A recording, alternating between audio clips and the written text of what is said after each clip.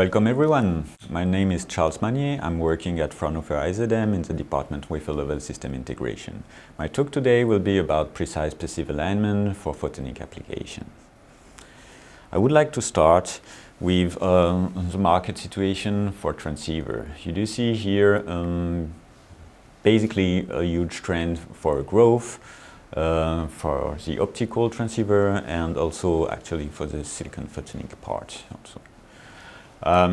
Basically, this means that there is a need for efficient integration for transceiver manufacturing in order to cope with these market expectations. My talk is situated in this photonic landscape, basically to make integration of 3-5 elements for photonic applications. There is 3 integration schemes. The first one is a hybrid one, then there is a heterogeneous integration and also the monolithic integration. My talk is situated in the upper part of this landscape with hybrid integration using flip chip alignment or flip chip self-alignment. In a transceiver you have optic, and in such a way that you have indium phosphide lasers or 3-5 lasers in general, lenses, isolator, fiber, and all these parts have to be perfectly aligned in such a way that the laser is coupling into the fiber lately. The alignment of all these parts is quite fastidious because nowadays it's done with active alignment, so each part has to be separately aligned, and it's a quite fastidious and costly process. You have nowadays, for the assembly of such transceiver, the assembly costs are ranging in the 15 to 20% of the transceiver costs. So, in order to decrease the assembly cost, you have to go to full passive assembly. It's one of the possibilities, and for mounting the laser in flip chip, for example, and also to align the entire optic in a passive way. One way to do passive alignment is using solder self-alignment and in flip chip combination, so where the chip is flipped on a substrate. The difference between typical and self-alignment reflow process are depicted here in this slide. So on the upper part you have the typical flip chip reflow. You start with aligning your chip on the substrate. The chip is placed over the bump onto the substrate. Then during the reflow you have a solder which is melting and wetting the counterparts, and it pulls the chip into the final position onto the substrate. By the self-alignment, it's the same. You have the chip which is placed over the substrate on the bump. Then during the reflow, the bump is melting, and the chip is moving into the final position. But for the flip chip alignment, there is a big difference. You use here special features in order to perfectly align the chip with the substrate.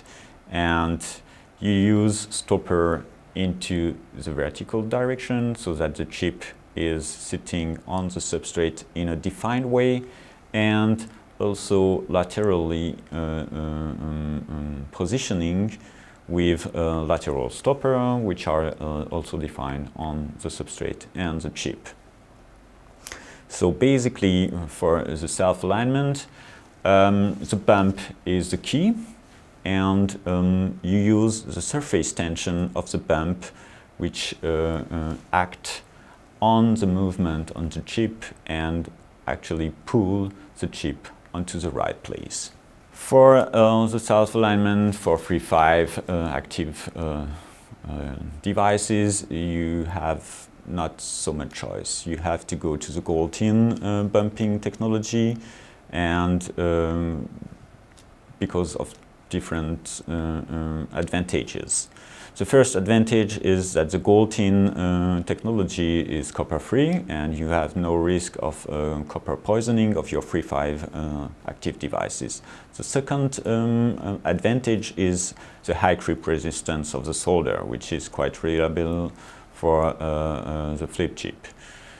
The third advantage is that the gold-tin is a high melting alloy, and it enables actually safe next level integration in such a way that your module, when it goes to integration on the next level, for example with reflow of PGA or such a things, the gold-tin assembled parts are staying in place because the gold-tin is not remelting and you have no risk of moving your assembled parts. The fourth advantage is it's a fluxless process. It means for the photonic that you have no residue on your optical parts. The fifth advantage is that the gold-tin solder depicts a very high surface tension, which is a big advantage for the self-alignment process. And the sixth point is that the gold-tin is also applicable on wafer level by doing electroplating to form the bump. The gold-tin bumping technology is actually divided in two topologies. You have two possibilities to create your bump. You have the first version is that you do the bumping in such a way that you have a remaining gold circuit, where the bump part, the melting part, is sitting on a remaining gold circuit. The second possibility is that you have a gold-tin mix that involves then a full melting bump made of gold-tin 20 sitting on a UBM, and the UBM here has to be really well defined so that you have no risk of deweighting. So basically there is two topologies. The first topology has one disadvantage, let me say, that you have to take care of your interconnect diameter, because if you decrease the diameter of the bump, you do see that you are also decreasing the cap part, the melting part of your bump, and that you don't offer enough solder volume to do the self-alignment later. So this is one of the characteristics of this bump topology, that you have to take care of your bump diameter in your system. Why the bump is relevant for the self-alignment? The bump is actually the part which acts on the system to pull the chip onto the substrate. So you do play with the bump shaping to do so that the force acting during the self-alignment is defined by the bump shape. Two big criteria has to be taken into consideration. This is the bump diameter and also the cap after the assembly. So you do see here on this graph that when you play with the gap between substrate and chip, that when you decrease the gap, you can increase the force acting on the self-alignment, and you can also play with the diameter. When you increase the diameter, you also can increase your pulling force which act on the chip. So you do see also on this graph in which range the force acting on the chip per bump. It's in the range for example, 50 to 60 bump diameter of 0.1 millinewton, and if you compare with the weight of a typical 3-5 device, it's 10 times higher. So I would like to go to first some process evaluations that we have done. We have done in the past year chips with silicon. So here it was no active devices in the game, but we have made substrate and chip in a co-design, so that we have created stoppers on the substrate with a protest here, and also a counterpart on the chip for the vertical alignment later, and also edges on the chip and the substrate for the lateral positioning of the chip against the substrate. Having done so when you have your stoppers, then you have to make the self-alignment process. Basically, it's in a three-stage process. First, you place your chip over the bump, then you melt the bump during a battery flow, and the bump is melting and wetting the counterpart, and pull it, the melting of the bump is then pulling the chip onto the substrate in its final position after cooling of the reflow. The process characteristic is that you use here gold-tin bumps, which is quite a creep resistant and fluxless process. You can use a pick and place in such a way that the chip is placed on the substrate with low accuracy, and you rely on the self-alignment process to get the very well precise alignment for the final bonding. You can do a common reflow for multiple chip on devices, and you can also achieve short bonding cycles to do so.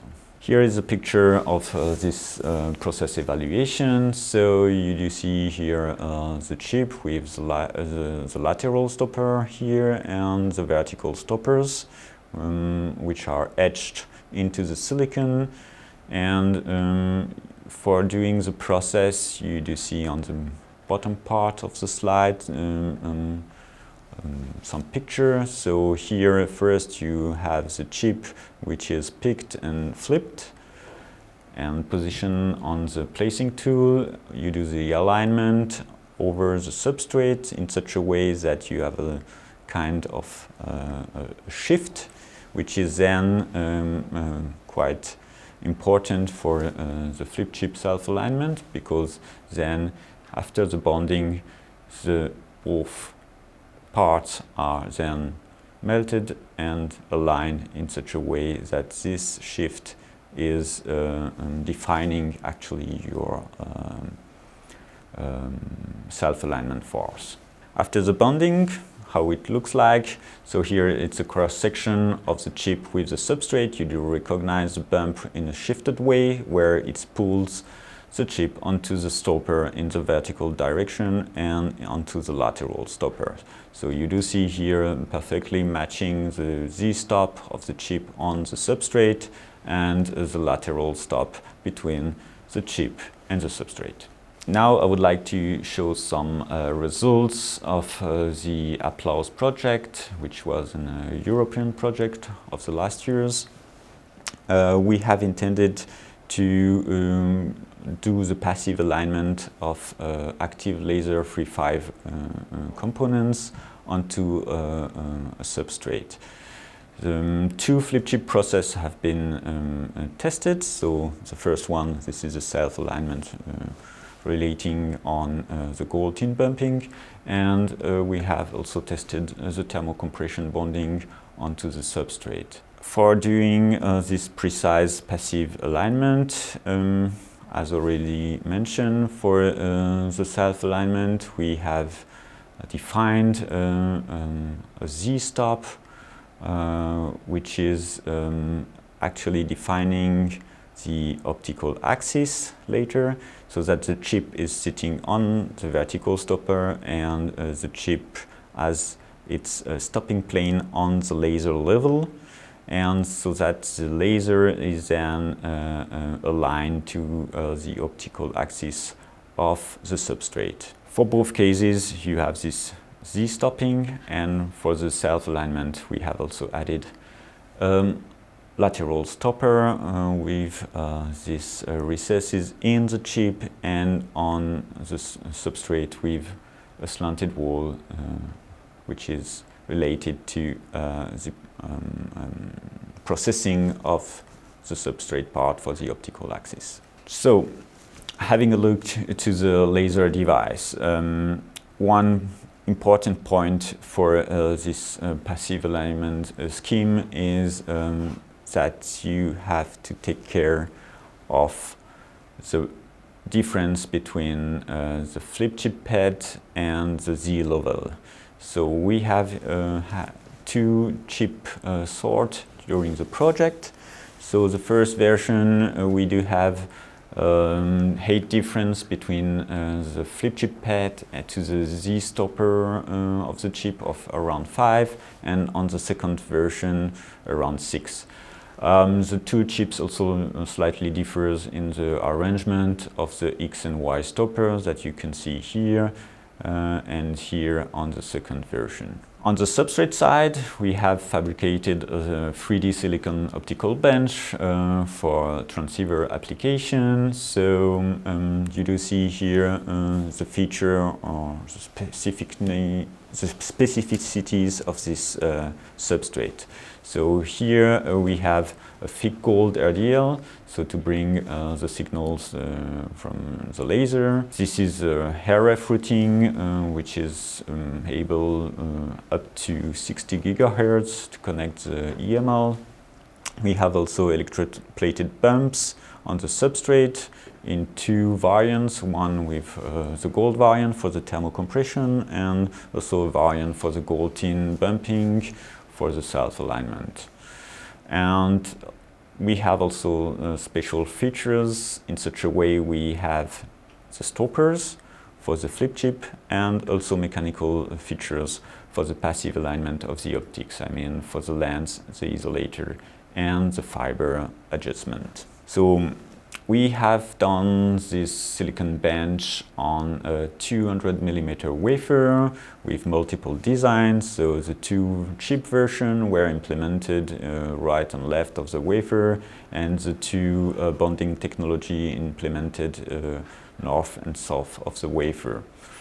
The manufacturing of the silicon bench is related to a process combination of dry and wet etching technology for silicon and silicon oxide structuring. We have made metallization doing sputtering and electroplating combination, and all this structuring is supported by lithography technologies in spin and spray processes. Here you do see after the fabrication of the silicon bench, how the different features are arranged. So you do recognize the GHG routing layer here, the bump into this part for assembling the laser onto the submount. You do have also this huge cavity to place later the cylinder lens. You have also a recess for the isolator, and you have also the V-groove for the fiber, for the single mode fiber. Here we have the two different versions of the substrate related to the two versions of the chip, with slight differences in such a sense that the arrangement of the stopper is a little bit different and compatible for both chip versions. And you recognize here a 3D stopper where you have the Z plane here and the XY plane here defined slanty. You do see also the bump, the gold tin bump after the plating and after the reflow, and how it's also defined with the Z stopper. The Z stopper is here orange. When it's plated, the bump is actually at the same level as the Z stopper. Then when you have done the reflow, the bump is slightly higher than your Z stop. So it's quite important to achieve later the self-alignment process, and specifically the Z alignment. How the self-alignment is processed. So here you do recognize the chip onto the substrate with the gold tin bump, and you have the Z plane, which is defined on the laser part on the MQW layer, so the active 3.5 layer, where the laser is emitting, and on the substrate you have the vertical stopper defined into the optical axis. So actually the stopper here is your optical axis, and when the chip is sitting on the substrate it's perfectly vertically aligned. You have also the stopper here with the slanted wall, and so you perform then the self-alignment as already briefly explained. You place the chip on the bump, you do into the reflow where the bump is melting, and then pushing the laser device to the Z stopper and lateral stoppers, so that at the end you have a defined situation with the optical axis matching between the chip and the substrate. Here you do see how it looks like after having done the flip chip self-alignment. So the bump are a little bit deformed, so that it's pushing the chip onto the lateral stoppers. So you do recognize here the tooth on a chip, and which is actually matching with the slanted wall of the lateral stopper on the substrate. And you do see also the vertical alignment onto the vertical stopper, where you have the MQW layer sitting on the Z stopper of the substrate. You still recognize a little gap in between.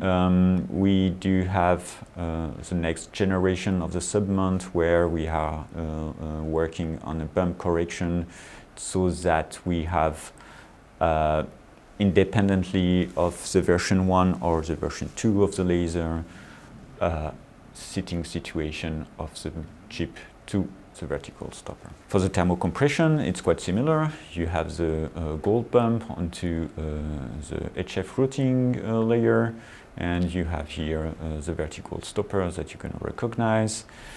The bump 8 is defined relatively to the Z stopper 8, so that when you perform the thermocompression, you can compress the bump, and so that the laser device is then sitting on the Z stopper. The thermocompression passive alignment is done in such a way that the lateral alignment is performed using a thermocompression precise bonder, using a recognition system where you have fiducials on the substrate and on the chip, where they are first recognized and then aligned, and then you do the thermocompression bonding in such a way that you are displacing then your chip to vertically to the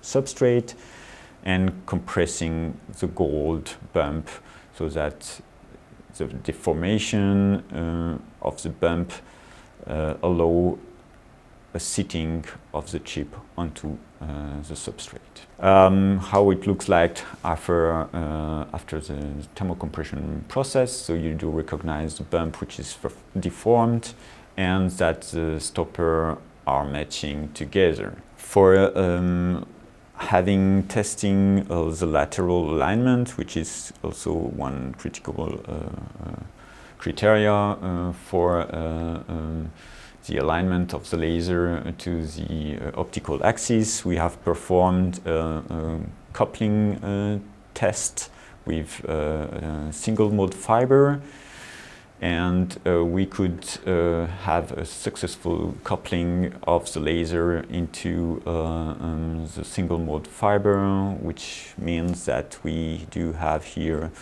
a good lateral alignment to the fiber position.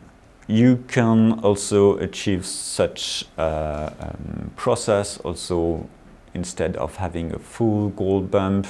You can use a nanoporous gold bump, which has the advantage that it's quite a porous system, which is very compressible, and you do see that when you compressed this nanoporous gold, you can also achieve Z alignment in some in a similar way than with typical thermocompression bumps. So now you have the chip which is bonded on the silicon substrate, and then we are now integrating in the next steps the free space optical components, so it means the lens and the isolator, which are in progress. I'm at the end of my talk. I would like to thank you for your attention.